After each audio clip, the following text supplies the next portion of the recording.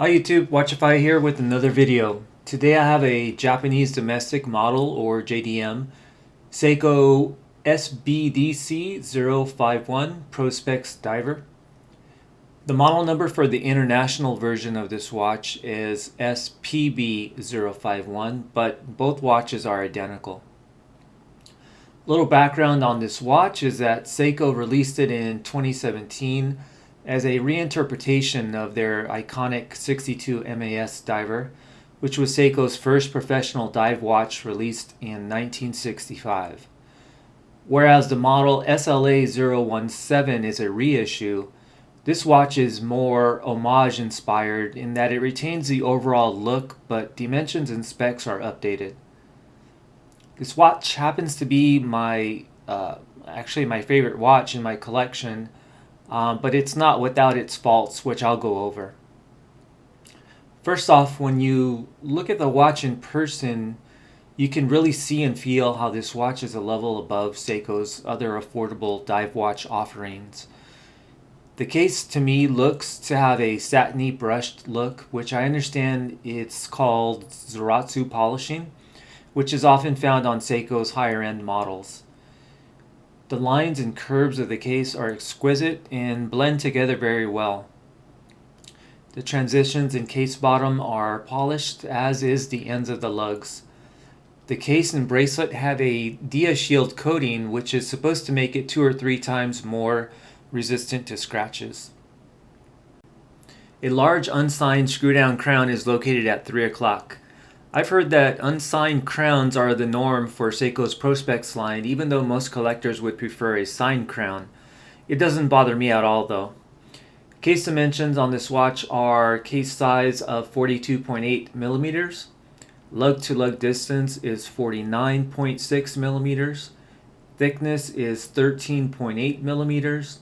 The lug width is 20 millimeters. The watch weighs 170 grams on bracelet and is 200 meters water resistant. The unidirectional coin-edged 120 click bezel has an extremely smooth rotation, which is a cut above my other dive watches.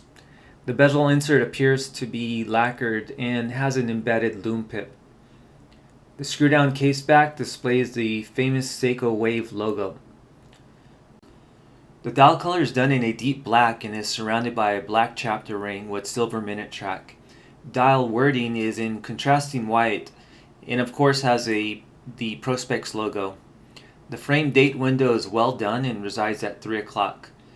The shape of the applied indices and hands are where Seiko took liberties in giving this watch a unique twist on the classic 62 MAS look.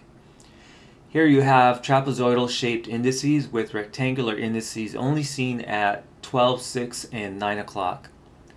They have a healthy application of Seiko's Lumibrite, as do the fence post, minute hand, and large arrow hour hand. The loom here is the brightest of all my watches. You also see that the ends of the hands are colored in a deep black as well and match the dial. The lollipop seconds hand is also loomed on the end. So overall, the dial gives off a clean look, which looks great in my opinion and is highly legible. Covering the dial is a domed sapphire crystal with anti-reflective coating, so you won't have to ever worry about picking up scratches there. This watch has the Seiko 6R15 automatic movement and has a 50-hour power reserve, beats at 21,600 beats per hour, and has 23 joules. Its stated accuracy is plus 25 seconds to minus 15 seconds a day. Mine runs about plus 16 seconds a day dial up and plus 2 seconds a day dial down. The 6R15 movement is essentially very similar to the 4R35 movement commonly found in Seiko's more affordable watches, with the main difference being the extra 10 hours of power reserve. For the most part, Seiko did a pretty good job with the bracelet here. It's an oyster style bracelet that's all brushed except for the sides of the links. It has solid end links and tapers from 19.6 millimeters to 17.8 millimeters where it meets the clasp. The links are held together with pin and collars. The clasp is milled and has 4 micro adjustment holes, which is good to see.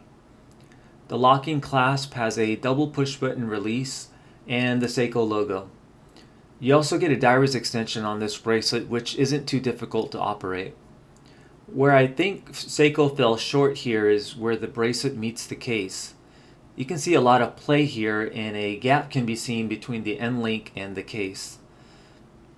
Also, the Dairies extension actually causes the bracelet to protrude outwards too much for my liking. I think this watch may be officially discontinued by Seiko, but of course you can still find it for sale.